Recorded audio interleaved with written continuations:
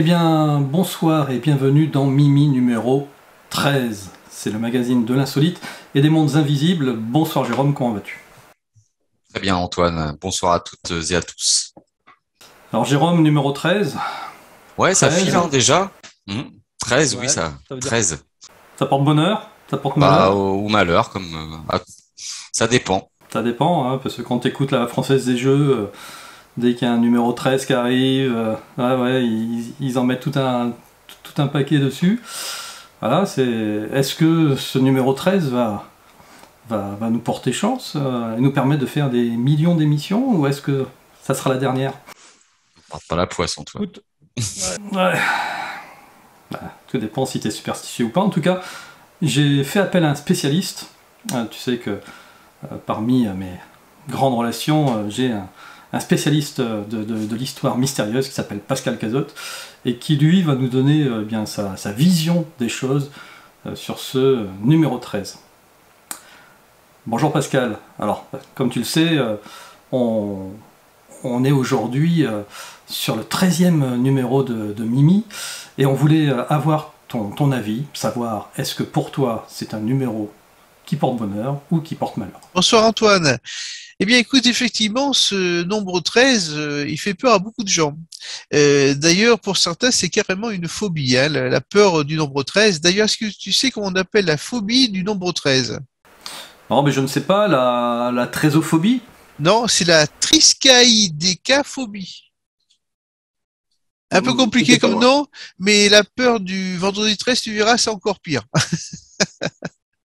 Alors, cette peur du nombre 13, comme nombre porte-malheur, en fait, hein, ça remonte pas à hier, hein, ça remonte à très très loin, ça remonte à l'Antiquité, figure-toi. Hein.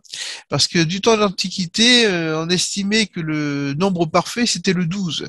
On parlait d'ailleurs des 12 dieux de l'Olympe, on parlait des 12 constellations du zodiaque et des 12 travaux d'Hercule. Donc le 12 était vu comme un nombre, si tu veux, parfait, voire sacré, et ce qui fait que le 13 qui le suivait venait casser cette dimension parfaite et sacrée, et il était considéré comme maudit, hein, comme maléfique même le chiffre 13. Et on retrouve aussi cette peur du chiffre 13, pardon, du nombre 13, dans la mythologie nordique. C'est lors d'un repas qui avait été organisé par Odin, qui avait invité des dieux, Loki s'était présenté comme un invité surprise. Or, il était le 13e venu s'inviter à ce repas. Et au cours de ce repas, d'ailleurs, Loki tue un dieu, ce qui va engendrer la fameuse bataille de Ragnarok. Et le Ragnarok, comme tu le sais dans la mythologie nordique, c'est la fin du monde. Hein. Il va y avoir dans la plaine de Vigrid de terribles batailles où la plupart des dieux vont mourir, les géants vont trépasser également, ainsi que la quasi-totalité de l'humanité. Et après cette bataille, il va y avoir tout un tas de catastrophes naturelles qui vont faire que le monde va être aussi bien submergé par les eaux, par les flots, que détruit par le feu. Hein. Donc c'est vraiment la fin du monde, hein, le Ragnarok. Hein. Et ça vient, ça a été déclenché par ce fameux Loki, hein, ce troublion qui arrive comme le 13e qu'on n'attendait pas. Donc, hein. Alors c'est peut-être aussi de là que vient aussi cette peur d'être très à table. Hein, parce que ceux qui ont peur de se retrouver 13 à table, ils pensent d'ailleurs que l'un des 13 convives va décider dans l'année. Hein. C'est ça la peur de se retrouver 13 à table. Et puis ça vient aussi bien sûr cette peur du chiffre 13 et d'être très à table de la scène, la fameuse scène où Jésus a pris son repas avec les 12 apôtres, ils étaient donc 13, hein, et comme on le sait, cette scène a eu lieu le jeudi et le lendemain, le vendredi, Jésus était crucifié, hein, voilà. Et c'est pour ça aussi qu'on arrive aussi à cette, on va dire, double malédiction du vendredi 13. Hein. Puisque on a le vendredi où Jésus est crucifié et suite au fait qu'il s'était retrouvé 13 lors de la scène. Et donc ce vendredi 13, cette peur du vendredi 13, ça aussi a un nom. Alors là, je suis obligé de le lire parce que c'est vraiment très compliqué.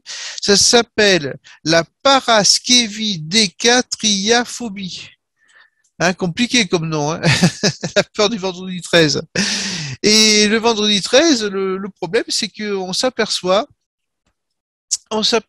que il y a eu un fait qui est venu renforcer cette peur du vendredi 13, c'est la fameuse arrestation des Templiers. L'arrestation des Templiers qui s'est produite le vendredi 13 octobre 1307.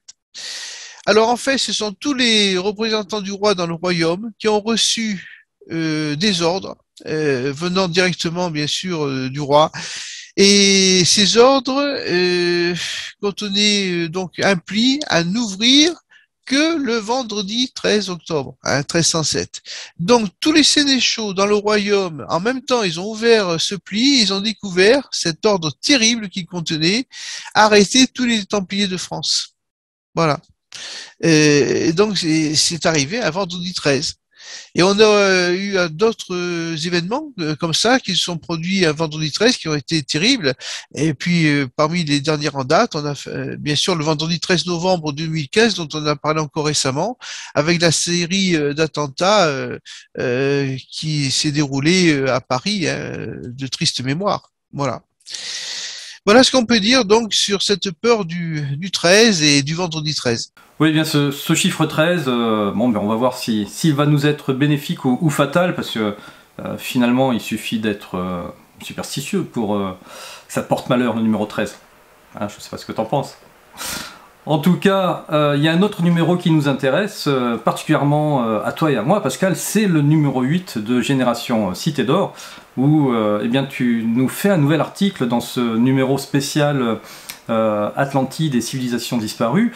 On a voulu aller explorer une autre civilisation, en tout cas celle de la Terre Creuse, et tu nous as fait un dossier sur cette Terre Creuse. Est-ce que tu peux nous en dire les deux mots juste pour teaser un peu ton article? Oui, alors donc on va faire très court parce que je sais qu'on n'a pas beaucoup de temps.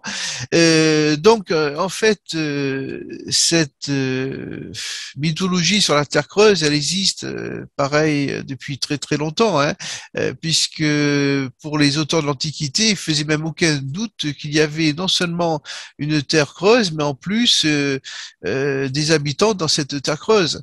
Ça date pas d'hier, ça non plus, hein, comme mythologie.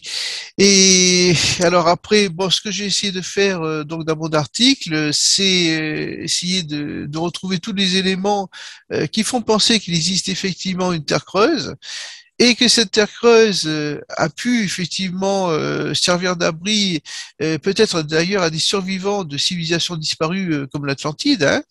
Et puis on a bien sûr ce mythe de l'Agartha, hein, de ce royaume souterrain de l'Agartha, avec sa capitale Shambhala. Enfin voilà, donc j'ai essayé un peu de faire le point sur tous les éléments que nous avons sur cette terre creuse, hein, et puis après chacun décidera en fonction de ces éléments s'il pense qu'effectivement il existe un monde souterrain avec des habitants de civilisations antédiluviennes peut-être, je ne sais pas, voilà. Ouais, et puis comme c'est un dossier qui est assez complexe, en fait on a aussi demandé à Marie Roca qu'elle nous donne sa vision des choses sur la Terre creuse.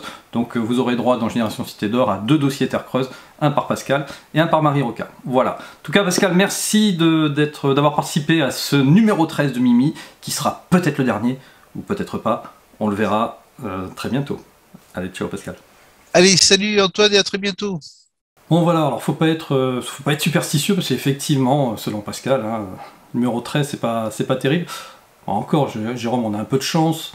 Aujourd'hui, on est un samedi 27, c'est ça, hein, 27 novembre. On n'est pas le vendredi 13, donc on échappe quand même à cette malédiction. Mais moi, je pense que le mieux, ce serait peut-être de demander aux personnes qui nous suivent bien qu'elles nous disent exactement ce qu'elles en pensent. Est-ce que il vaut mieux qu'on s'arrête là, au numéro 13, voilà, parce que stop. On a déjà tout dit, ou alors au contraire, vous pensez que le numéro 13 ne porte pas malheur, et qu'il faut qu'on continue. On leur laisse la parole, hein, on verra dans le sondage Voilà. Que je mets pendant le direct, et puis... On va voir ça dans les commentaires, le chat. Aujourd'hui aussi, c'est le week-end du salon du salon du bien-être organisé par Patrice Marty à Bordeaux. Donc voilà, si vous êtes du côté de Bordeaux, demain dimanche 28 novembre, bien, faites un tour du côté du salon du bien-être de Patrice Marty. Vous pourrez y rencontrer donc Joss sur le stand de l'association sur les Padipati, aux côtés d'Evelyne Bijaï, qui sont tous les deux entre autres des auteurs de Génération Cité d'Or, et bien Joss sera là et pourra vous proposer des dédicaces du numéro 4 où il est en couverture, et puis des autres numéros si vous voulez découvrir la revue et que vous n'avez pas encore eu l'occasion de la feuilleter. Donc ça se passe encore jusqu'à demain soir du côté de Bordeaux. Tous les renseignements utiles dans le lien de la vidéo. Et puis, allez, je vais encore garder la parole, Jérôme, parce que comme tu as deux nouvelles insolites, mais plutôt scientifiques, on va les garder pour la fin de cette émission. Parce que je ne sais pas comment le placer, c'est cette nouvelle insolite, qui l'est peut-être pas vraiment d'ailleurs, on va en discuter tous les deux, mais le mettre entre deux fusées, quoique ça aurait peut-être été la solution, ça me paraissait un peu bizarre.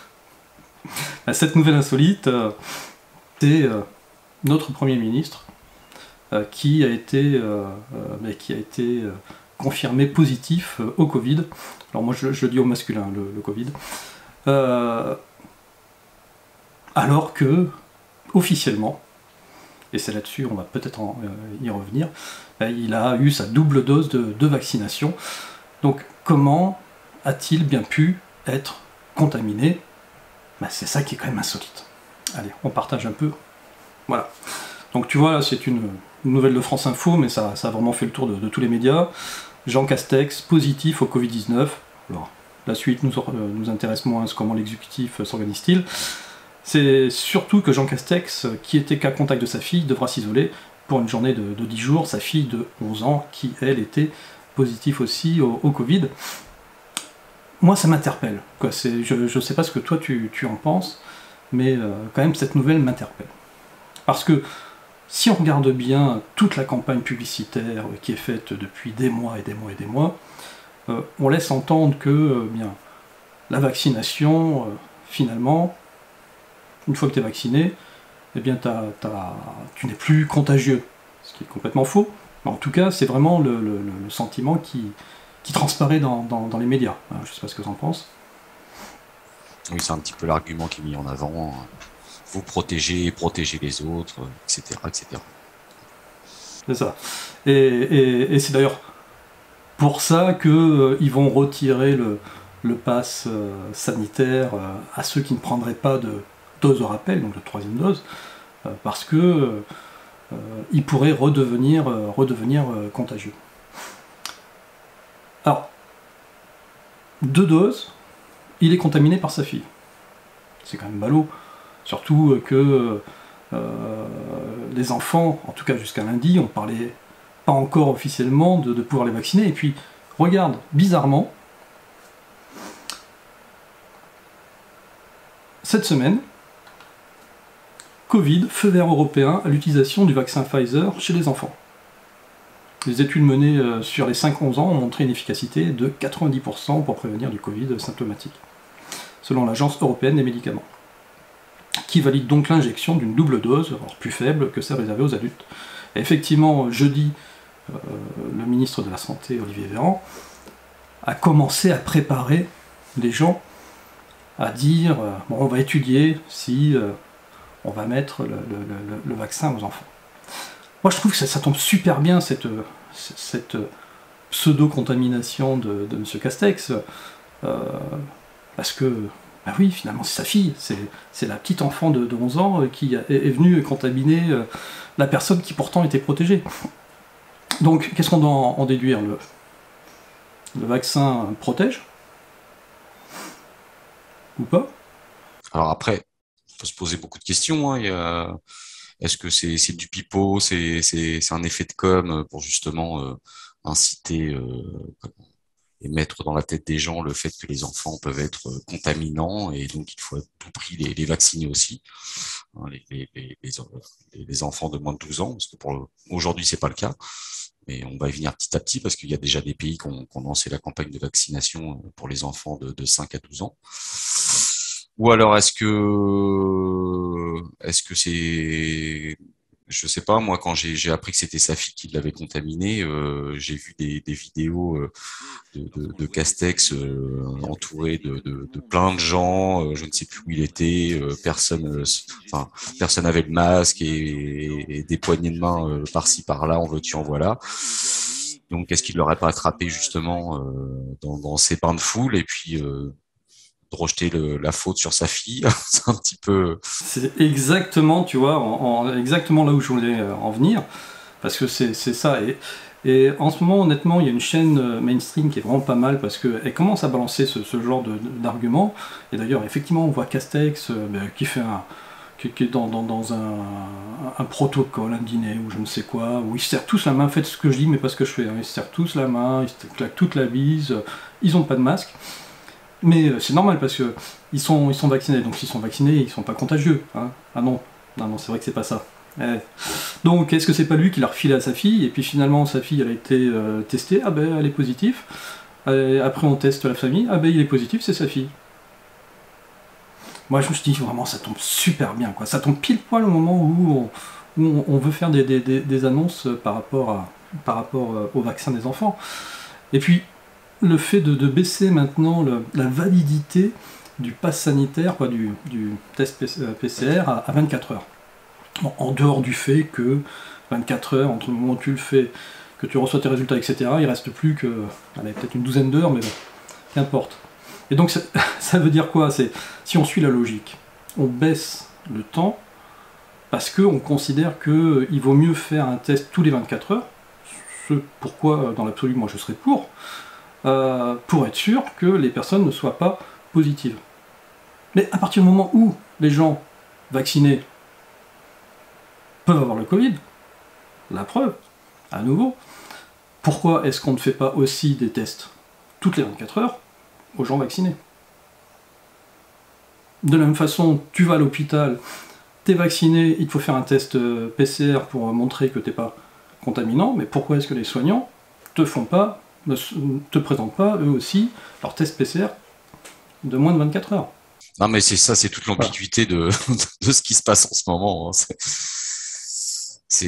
On reste dans l'illogique. Bon. Alors, l'illogique ou l'illogisme ou pas, bon, très clairement, on ne cherche pas à faire de complotisme, hein, c'est la chaîne de l'insolite. Donc, c'était quand même suffisamment insolite pour pouvoir en parler, et puis ça nous donne l'excuse de parler un peu de politique et puis de vaccination. Mais à un moment donné, il va peut-être falloir que les gens de ce gouvernement finissent par comprendre que les gens, qu'ils soient vaccinés ou pas vaccinés, mais qui en ont marre d'être pris pour des idiots, parce qu'en fait c'est ça, on prend les gens pour des andouilles.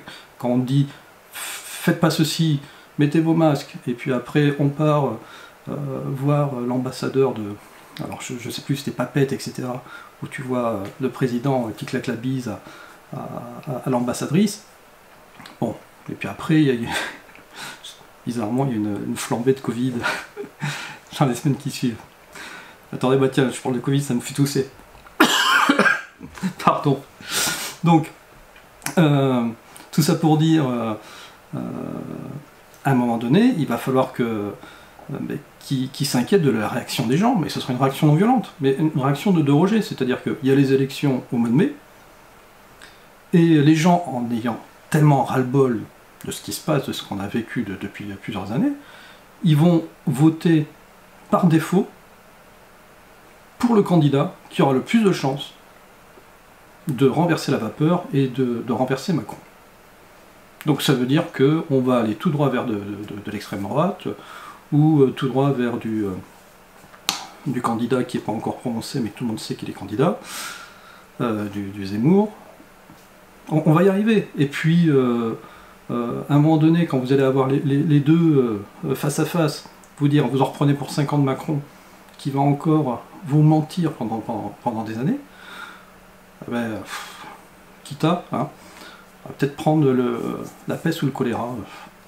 Ouais, choléra. Toute la peste. On a pris la peste, ça nous a pas plu. Bon, allez, C'est ça. on va prendre le choléra cette fois-ci. Bon, tout ça pour dire, c'est que il faut vraiment arrêter de prendre les gens pour des idiots. On sait réfléchir, on sait voir comment on est en train de se faire manipuler. On voit très bien que vous n'appliquez pas les règles que vous nous imposez, et puis on est tous maîtres de notre propre destinée. Ou alors, il va falloir nous empêcher de fumer, nous empêcher de boire du coca, nous empêcher de boire du vin, et puis tout faire de façon à ce qu'on puisse vivre sainement. Et dès que tu passes une aiguille sur ta balance, hop, tu repasses en centre d'amincissement. Dès que tu passes une aiguille dans ton éthylotest, tu passes en centre de désintox, etc. etc. On va arriver à ça, hein, finalement. C'est ça. Un monde aseptisé. Bon. Un monde aseptisé. Donc voilà, donc peut-être que le fait de parler de ça et d'avoir évoqué ce numéro 13, ça va nous être fatal, Jérôme, je ne sais pas. Mais en tout cas, bon, tout ça pour dire qu'à un moment donné, il y en a ras-le-bol, même quand on essaye d'être neutre, voilà, à un moment donné, tu peux plus, t'exploses. Et puis clairement, ne touchez pas aux gamins. C'est surtout ça. Parce que là, on la voit arriver grosse comme une maison, la vaccination pour nos enfants. Bon, bah écoute, on va s'envoler maintenant. On va déménager. plutôt... Antoine, on va partir. Dans l'espace. On va déménager dans l'espace.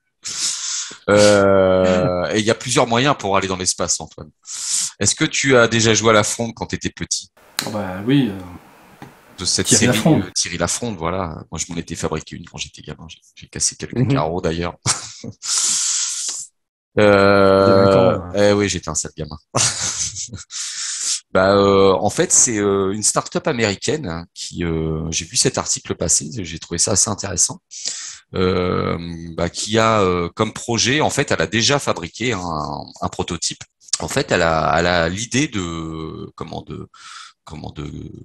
mettre en orbite des fusées, voire des satellites, avec un nouveau système de lancement. Alors en fait, c'est une espèce de centrifugeuse géante. Voilà, on voit là sur la vidéo, et qui en fait fonctionne comme une fronde. Hein, c'est pour ça que je te parlais d'une fronde. Alors celle que le prototype qu'on voit fait 50 cm de diamètre, et puis il a été testé au Nouveau-Mexique. Et donc en fait, grâce à un bras rotatif qui fait 450 tours minute, ils ont propulsé un projectile de 3 mètres de long à environ 10 000 km d'altitude. Voilà, là je te laisse voir les images, hein, tu vois ce projectile. Alors ça part vite, hein, attention, hein, donc c'est fait uniquement pour envoyer des objets, hein, parce que si on nous met dans la centrifugeuse et puis qu'on on nous catapulte, je pense qu'on va avoir les boyaux dans les doigts de pied. Et par contre, ils comptent faire vraiment le projet final. Hein. Alors, ils disent que je sais pas comment on peut appeler ce centre d'envoi, hein, de fusée. Ou l'escargot géant, hein, quand tu regardes bien. Il sera aussi grand que la Tour Eiffel. Donc, ça sera déjà un bon bébé. Et puis, grâce, avec une vitesse de rotation hypersonique, il serait capable d'envoyer des satellites de 200 kg à 60 km d'altitude. Et donc, en fait, c'est pour réduire les coûts de lancement des satellites, hein, parce qu'on sait aujourd'hui que la seule technique qu'on utilise pour envoyer les satellites, c'est les fusées, mais c'est extrêmement énergivore, ça consomme énormément de carburant, etc., etc. Et ça coûte très très cher parce que les rampes de lancement, les propulseurs sont souvent réunis. Enfin, pour les réutiliser, c'est compliqué, quoi. Alors que là, on pourra envoyer en série avec ce système autant de satellites qu'on veut.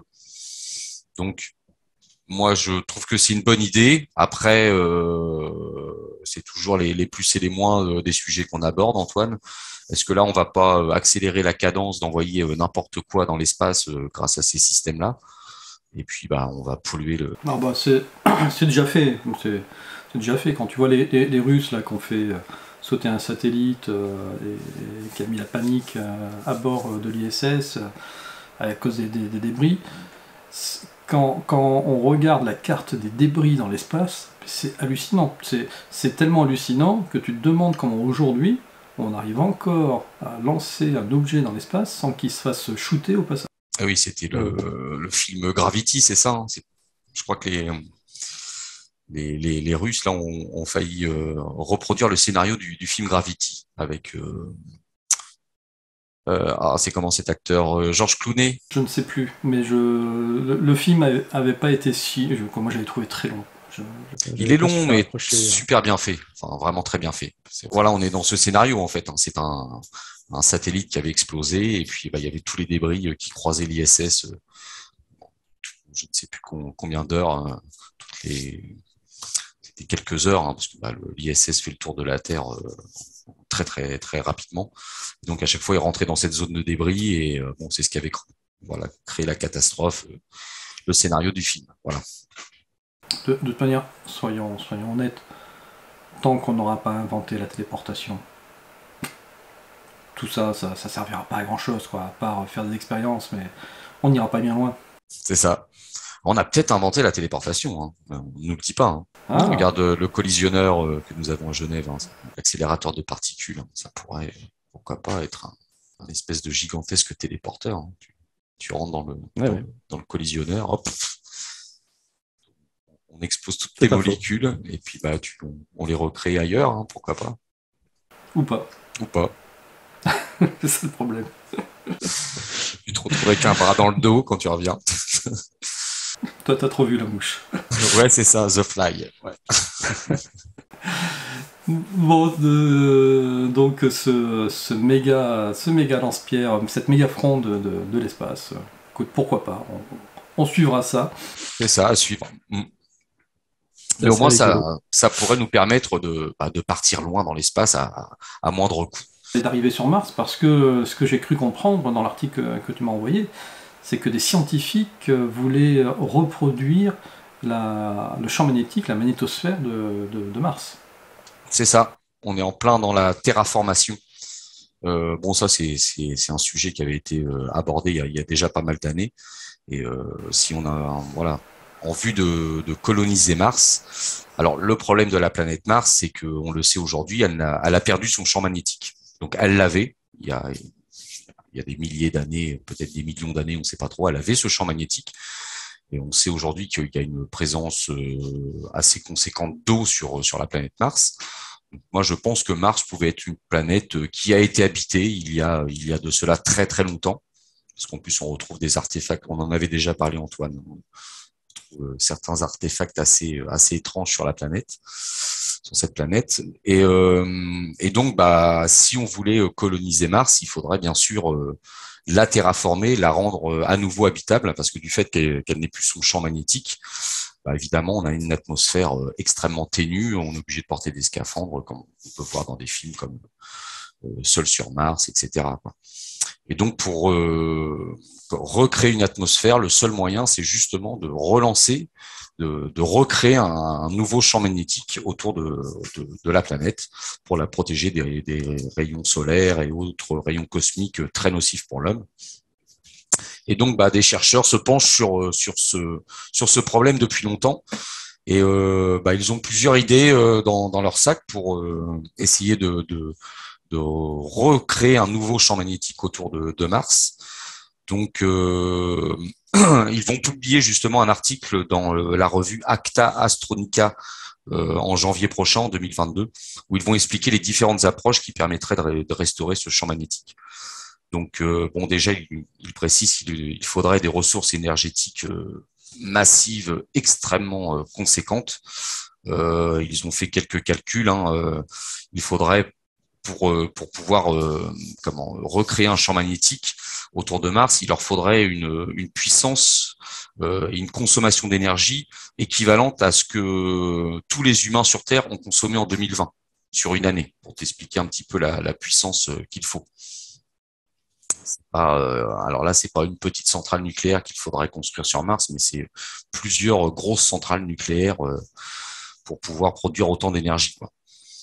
Alors justement, il trouve que c'est peut-être pas forcément la meilleure solution, Ensuite, ils ont eu l'idée d'installer des gigantesques solénoïdes à la surface de Mars, hein, disposés également tout autour de la planète, et justement toujours par un système d'alimentation électrique, et via ces solénoïdes, créer justement artificiellement un champ magnétique. Bon, ça reste aussi très complexe et onéreux aussi à mettre en place. Et là, la dernière idée qu'ils ont eue, en fait, c'est d'utiliser une des deux lunes, un des deux satellites naturels qu'il y a autour de Mars. Je sais pas si tu les connais, Antoine. Phobos et Deimos. Deimos, c'est ça. C'est ça, voilà. Et donc Phobos, c'est le plus grand et c'est le plus près de la planète. Il fait le tour de Mars en 8 heures. Et donc, ils auraient l'idée d'installer justement un système qui permettrait de ioniser les particules de la surface de Phobos, et ensuite en les accélérant pour que ça crée une espèce de tore de plasma le long de son orbite, et de créer en fait via Phobos un champ magnétique artificiel tout autour de la planète. Voilà. Donc je dirais c'est dans les dossiers, ils y travaillent, hein.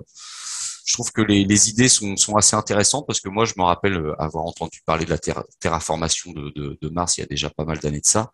Et au départ, on pensait envoyer des bombes nucléaires sur Mars pour essayer de réactiver son champ magnétique.